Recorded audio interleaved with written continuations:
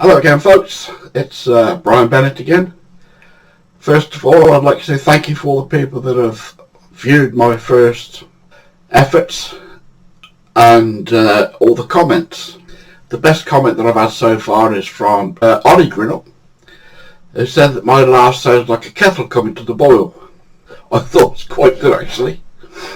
Today, I'm going to tell you a story, the Christmas turkey. But today I'm going to tell it a bit different, because first of all I want to set the scene, which will explain why I did what I did. It's 1966. The country's gone mad. People are on strike. Brother and my father are both on strike. Electric keeps going off, so you've got to have candles ready all the time. There's nothing in the shops. There's no money. It's cold, and I'm talking cold. The River Avon has got 10 foot of ice either side of the bank. That's how cold it is. Another few days of the same and it'll be completely frozen. Christmas is coming. We've got nothing for dinner. I'm going out at the moment, collecting wood, even broken up chairs to make a fire. I've sawn the plum tree down in the garden. That's gone on the fire. You can see people outside going off and then coming back, dragging branches up the road with a rope over their shoulder to create a fire, to warm themselves up. There's nothing, there's no coal, nothing. Got nothing for Christmas dinner. There's a chap down the village called Johnson, and he's got all these free-range turkeys running around in this big open field. Field runs down towards Badsey Brook. I've been thinking a lot about these turkeys, and I'm thinking I'm going to have me one of these turkeys. I start taking the potato peelings and sprout leaves and anything we've got left over and just feeding these turkeys, and they're getting more and more confident, and I keep feeding them with a bit of bread occasionally. The wire fence that's holding them in, the squares are about 6 inches wide, so I decide to drop a bit of bread this side the fence. These turkeys stick their head through the wire to get the bread. So I'm starting to formulate a plan. I'm going to have me one of these turkeys. You got your fence, and then there's about 6 inches of flat, and then it gradually goes down to the brook. Well, part of the brook's frozen, and the parts that are not frozen, but the bit below me wasn't quite frozen, it was just about to freeze. I'm feeding these turkeys, and one day I just got a plan in my head, so I go down with my junior hacksaw and my dad's pliers, start cutting away at the wire. And I cut through one piece and I bend it back, and I just leave it like that, and I keep going down and feeding these turkeys, and I'm chucking stuff by this gap in there's no worry to all these turkeys are putting their heads through this hole. So next day I go down and I cut through a lot of these wires to create a big enough hole for a turkey to come through. I got some rope with a slip knot, hang it over this hole, the first hole I made, put some load of bread down, and I get down and I'm laying on the bank towards the brook. The plan is, turkey sticks his head through the hole, I yank on the thing, slip knot, turkey, easy. I get up the next morning to go and get this turkey, and there's icicles hanging off the guttering. There's ice inside the bedroom windows. At the time, 4 of us were sharing the same bed. That's how cold it is. We've got all the coats in the house all on top of the bed. It is cold. So anyway, I'm going to get this turkey today. I've made up my mind. So I goes down, sets my trap, lies down on the bank, puts some bread there and wait. And I can hear the turkeys coming towards the fence. And the first one stuck his head through, never even hesitated. I've yanked on this rope, the knot's gone round his throat. He's going fucking berserk.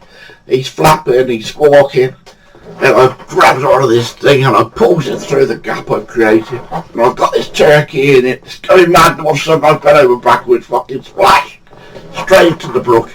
Got this turkey and it's flapping and it's fucking squawking and I'm trying to hang on to it. And I'm soaked to the skin, I'm cold, but I've got this fucking turkey. And I've got my leg over its wings and I've got its head under the water. And I'm holding it there and gradually it starts slowing down. And then it stopped. So I stands up, look at this turkey, massive, fucking huge thing. So I throws it upon the bank. I close up the bank, shuts the wire, and I close the hole so that nothing will escape. Back in the brook up the other side, got my turkey. The nearest place I could think of was my Uncle Pip's. So I walked in, bangs the door, and Uncle Pip comes to the door. He said, "Bloody hell, what's happened to you, son?" "I've got a turkey, Uncle Pip." He went, "Where'd you get that from?" I said, he said, "You've been to Johnson's, haven't you?" I said, "Yeah." He said, "I suppose you want me to clean it for you?" I said, "Would you?" And he said, "Yeah, go in and see Donnie, and she'll get you warm." So I goes in. Auntie Doll looked at me and she stripped me off and stood me in front of the fire and got all these towels wrapped around me, and I'm shivering and I'm fucking like pneumonia shivering. Gives me a hot drink and I'm shivering, and she sat me by the fire. She got me some of her son's clothes and I got these warm clothes on, and I'm gradually thawing out. And I sat there. It's about an hour later, Uncle Pip comes in and he's got this plate and he's done my turkey. And I tell you what, it is huge. Fucking great big thing. And he said, "Come on then, young Bennett." He said, "Let's go up home." So he carries the turkey and I got all my wet clothes in a bag. My house is about 400 yards from his. So we go up to the road to my house. And he tapped the door and opened the door and he gave me the turkey on a plate. He said, "You better have this." So I walked in with this turkey on a plate. And my dad comes to the door. And he was just about to open his mouth to accuse me of doing something. And Uncle Pip gave him a look.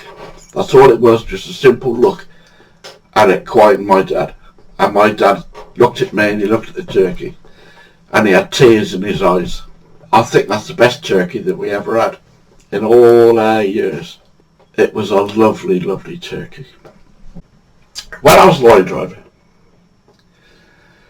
I used to drive Class 1, the articulated lorries. Very skillful job. Very skillful job. I was down in Kent. There's a dip like that. And at the bottom of this dip there's a railway bridge. And on this bridge there's a yellow H for the highest part for the lorries to go through. So I'm in my lorry and I've sort of like pulled into the middle of the road to line up with this H. And I looked up and coming down the bank on the other side there was a young lady on a racing bike with dropped handlebars, and her t-shirt was blowing out, bellowing, and she hadn't got a bra on, and I could see her little titties wobbling around. I'm watching this, all of a sudden, fucking smack, I'm at the bridge. Oh mate, I'm stuck. It don't matter what I've tried, I am stuck. I'm fast under this bridge. So I guess I can't really, all the cars are building up behind me and they're coming down the bank the other side. Nobody can go anywhere. Somebody's phoned the police and this copper's come up on his motorbike with his blue lights flashing. He's parked in front of my lorry, got off. He's looked up at my lorry, looked at me, and he's had a walk around. He said, "Well, driver," he said, "you have made a fucking good job of that." He said, "What happened?" I said, "Do you want me to tell you the truth or do you want to learn of all bollocks?" He said, "I prefer it if you tell me the truth." I said, "Fair enough." So I told him exactly what had happened. Young lady, bike, t-shirt, jiggling boobies. He said, "Oh, fair enough, mate." He said, "But don't worry, he said, we'll get it sorted." So he makes a phone call, and next thing I know there's a breakdown truck there, and they had to let the tyres down on the inside to lower the lorry to look at reverse out. All these cars behind them had to reverse so that I could reverse, and he's reversed, and while they're blowing the tyres up, all the traffic's cleared, all the traffic, and all the traffic's gone, and he's took the piss a bit because he's I've had to reverse the lorry back and have another go at getting under this yellow bit, and he stood in front of the lorry going, big smile on his face, directed me through the highest part. When I got back, where I hang my keys on my hook, there's a big drawer of a bridge with a lorry stuck under it, which I thought was unnecessary, really. I'm going to tell you a story about Ernie Clark. Ernest Clark. He absolutely loved fishing.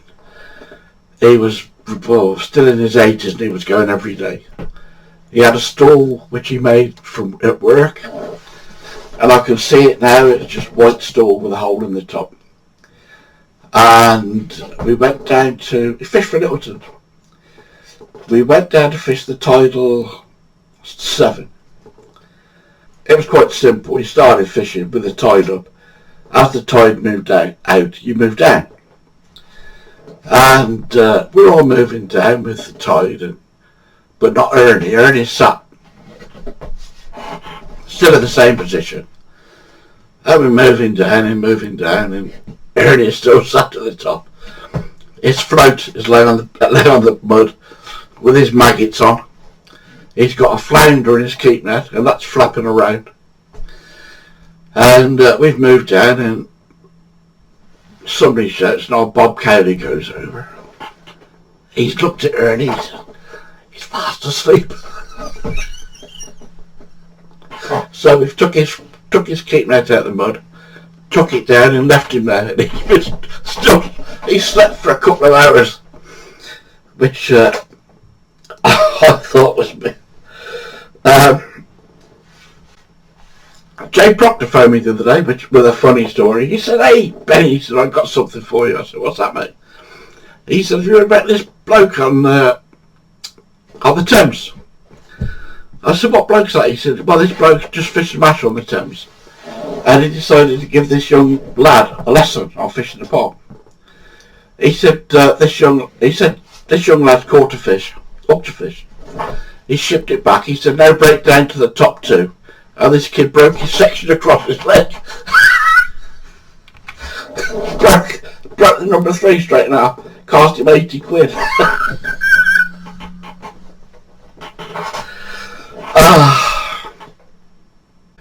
I'm going to tell you a story now about my cousin. She's going to hate me for telling you this story, but it's one of those things that happen when you're young. We spent all our time together. We'd go walking across the fields, we'd go just do everything together. At the time we were 12, 13, something like that. And one day we were walking through the fields, and she said, out the blue, "If I show you these, will you show me that?" I said, "Yeah, of course I will." And she said, "Will you?" And I said, "Yeah." I said, "What, now?" She said, No, not now," she said. "It's when my mum and dad go shopping, I'll come round for you." I said, "Okay." Nothing was said about it. And I hadn't forgot about it, but I never brought the subject up. And one day she said, "My mum and dad are going shopping on Saturday." I said, "Oh, am I coming round?" And she said, "Yeah, I'll come and get you." So Saturday's come. I've had a bath, got my new wife fronts on, clean t-shirt. Bang on the door. She grabs my hand and she said, "Come on, come round." So he goes round to her house. We open the door. She runs in straight upstairs, dragging me behind her. Stood there looking at each other, and I says, "Go on then." So she lifts her top. I'll never forget it. She's got a white bra on with red roses. She said, "Go on, take your t-shirt off." So I took my t-shirt off and I stood there. Boy of 13. I'm already like... And I said, "Go on then." So she undid her bra, and there they are. First pair of tits I've ever seen. Oh, I'm in love. So she said, "Go on then." So I dropped my trousers and I dropped my underpants, and there I am. I said, "Can I touch him?" She said, "Yeah, if I can touch that." I said, "Go on then." So I'm tuning the old radio in, and she's holding on to me, and I lowered my right hand to her pants, and she slapped my hand away. I said, "What's the matter?" She said, "My mum said to me, as long as I've got one of these, I can always get one of them." And that's a true story. And I thought, when I did my stand-up night, 3.5 hours on my own, I told that story, and she was in the room. After it had all finished, I was going from table to table, thanking everybody for coming. And I sat by the side of her, and she said, "You bastard." Anyway, next, where are we going to go next? Oh yes, I've got to tell you a story. PVA string. Tony Eves, myself, fishing the John Smith's final for Shakespeare. We'd been hooking these eels. They were biting us off. So we decided that we would go to the tackle shop and see if we could find something to solve the problem. So we go to the tackle shop. We're looking through all the different stands and stuff. I picked this packet of stuff up, opens it, and it's like multi-stranded stuff. So I pulls it, I thought, well, that'll do. Puts a knot in it. Can't break it. Perfect. Shows easy. I said, what do you reckon of this then? And he looked at it and he pulled it and he said, that's just perfect. He said, that's just what we want. So I'll buy some. And he bought some stuff, and after we've gone down to the river, and I've tied some of this stuff on. Tied a big hook on. Put half a lobber on. Chucked it out. Just sat there about 10 minutes and I reels in. It's gone. It's gone. The knot, everything's gone. I couldn't believe it. I thought, what's going on here? Tied some more on, put a knot in it, tied a hook on. Can't break it. Half a lobber, chucks it out. 5 minutes later, reels in. It's gone. All I've got is the knot and the loop. What's going on here? So I shout to Evesy. He says, what's going on, mate? I said, come and have a look at this stuff here. He said, what's the matter? I said, just have a look at this. I said, it should be perfect, mate. So I ties it on. Ties it hook on. Half a lobber. And I said, what's this? Cast it out. Sat there 5 minutes later.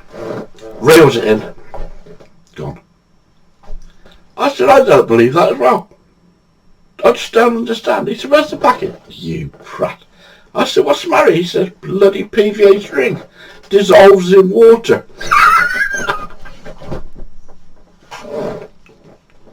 Don't you tell anybody about this. He said, if you tell anybody about this, we're going to be a laughing stock, mate. He said, so keep stum. So I said, I won't tell us all. Well, it was a couple of years later, we was on the press match for the John Smiths, which I helped to run with Dick Darrington. They fished the match, we've had the presentation, we've had the food, and I'm on the strongbow, and I'm sat in the corner telling stories as always. And I just happened to mention this PVA string. Following Sunday morning, 8 o'clock, Evesy rings me up. Who have you told? Told about what? He said, that stuff. He said, that string. I said, I told. He said, you have? He said, you must have. He said, because I ain't told nobody. I said, I ain't told nobody. He said, why is it he said, well, why is it in all the Sunday papers then? I said, what are you on about? He said, it's in all the Sunday papers. 2 match stars fooled by disappearing string. The next week, all the fishing magazines, there it is. Me with a great big packet of this disappearing string. And there's all these comments, and I'm getting the phone calls, PVA, PVA, and I'm getting all this sort of stuff. And in the end, it was quite funny. I had an experience in my lorry one day. I was driving at night. I was up in Chesterfield, and I had to make a delivery into Chesterfield Market.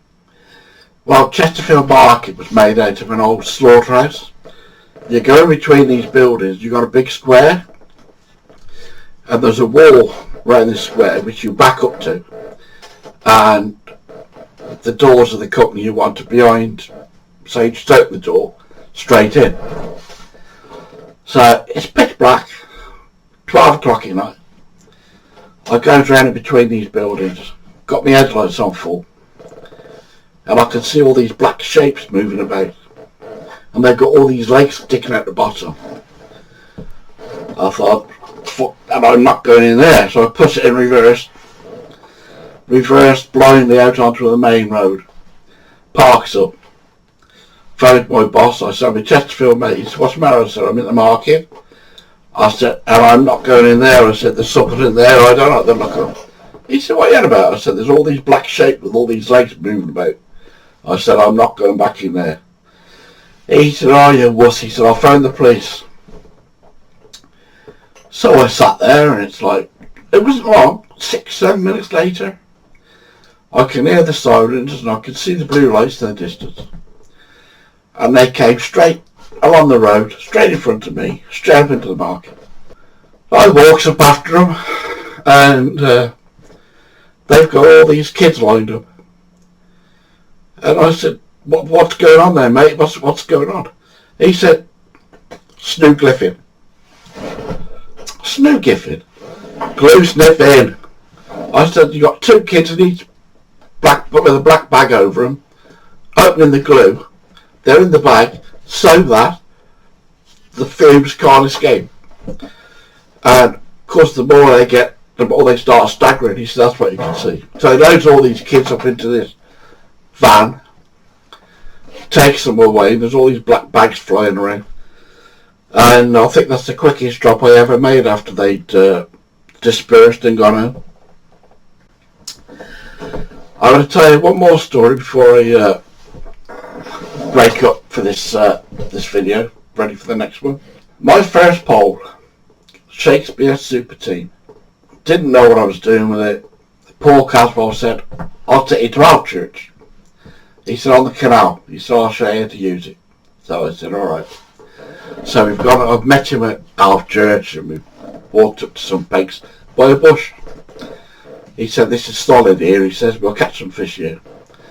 And he told me how to make my rigs and how to attach it to the elastic. I said, what we got to do there, mate? He said, get as close to the bush as you can.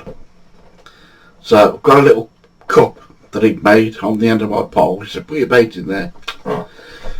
So I put my bait in there, and it's all wobbling and the bait's falling out. So I get over to the tree, I tips it out and lowers the rig in. Of course, sure enough, straight in the bush.